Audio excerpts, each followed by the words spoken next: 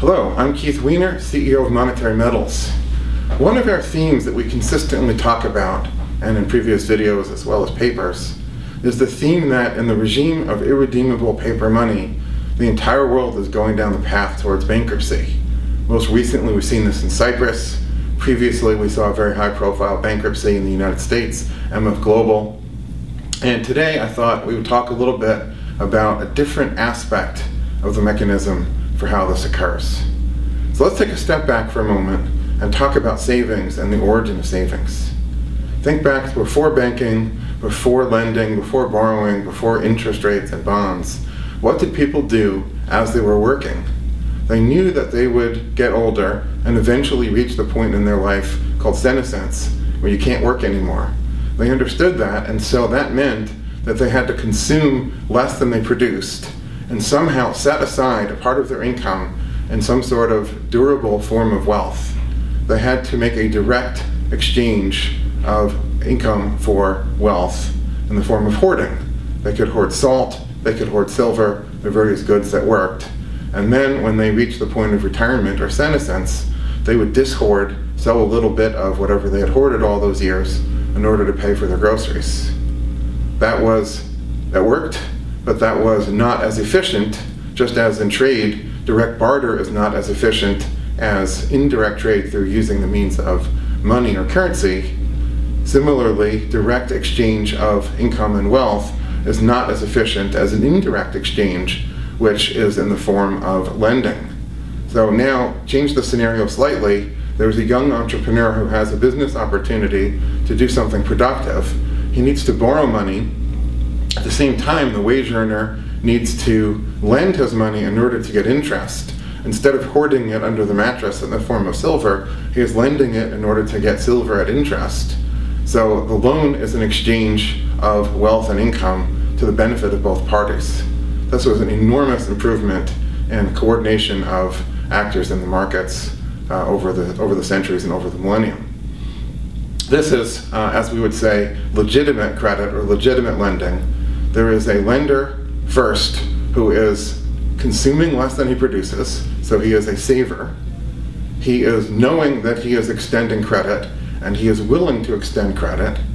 And on the borrower side, the borrower has the means to repay. He has an income in the form already existing prior to his use of the proceeds of the loan, which is risky. Prior to that, he has an income with which to repay, and he has the intent to repay, as proven typically by the fact that he has collateral. So when all of these elements are in place, we have a legitimate loan or a legitimate exchange of wealth and income or legitimate credit. At Monetary Metals, we define inflation as an expansion of counterfeit credit. It's important to define inflation in this way because this is the key to understanding the whole system. Counterfeit credit must default, and the entire system is based on credit today. So I want to emphasize counterfeit credit must default. Why? Because there is no means to repay. So now think about the government bond in this context. There is no means to repay. There is no possible amortization. And in fact, in the case of the government bond, there's negative amortization in a way. They sell more bonds not only to pay off the existing bonds, but also to finance. The whole point of the exercise is to finance the government deficit, which they spend on welfare state programs. So in this light, now let's take a look at the concept of savings as it exists today. I'm not arguing that savings doesn't work because of financial repression, the interest rate is too low, although that is true. The interest rate has been suppressed or repressed, it is too low. I'm not saying that savings doesn't work because we have a bad central banker, and if we had a better central banker who was more honest and more competent, we might have a higher interest rate, although maybe we would, who knows. I'm saying that savings as a concept is not possible in this regime of irredeemable paper money, because what are you doing if you save and put money in a bank? First of all, you're not putting money in a bank, you are lending money to the bank, and then the bank is buying government bonds.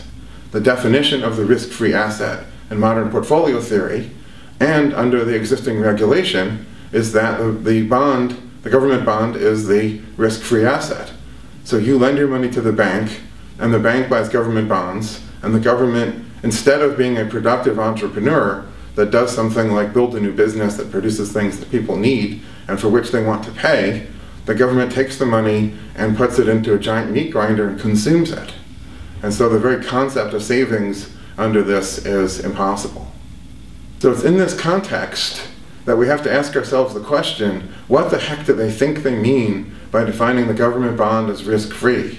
Obviously they're not thinking about that the government bond represents capital destruction, capital consumption. They're thinking about something else.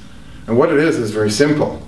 They're thinking of a dollar-denominated balance sheet in which, on one side, the liability side, you borrow dollars in order to buy an asset on the other side. And if that asset has volatility to its price, if that asset can go down as well as up, then there's risk of insolvency or bankruptcy. Think about, you open up a futures trading account where you can get, high leverage, and you use margin to buy gold futures. If the gold price goes down just a little bit more than your ability to feed margin to the account, then your account will be zeroed out and you lose everything. And so in that light, in that perspective, they're saying that the bond is risk-free because it doesn't go up and down in price. We would argue that gold is risk-free, but gold does not default, which is an entirely separate concept. So in this system, taking a step back and looking at the big picture, losses occur constantly the entire time the system is operating. Savers are constantly consuming less than they produce. They're turning their money over to a financial intermediary. That could be a bank, by the way, or a pension fund, an annuity, certain insurance products, etc. And that financial intermediary, as we just said earlier, is doing the risk-free trade, borrowing at a lower interest rate from the consumer, from the wage earner, from the saver, lending at a higher interest rate in the form of buying government bonds, and earning a risk-free spread. And the difference between this interest rate and this interest rate is what the bank or the pension or the insurance entity receives. All the while this is occurring, the capital is being destroyed constantly.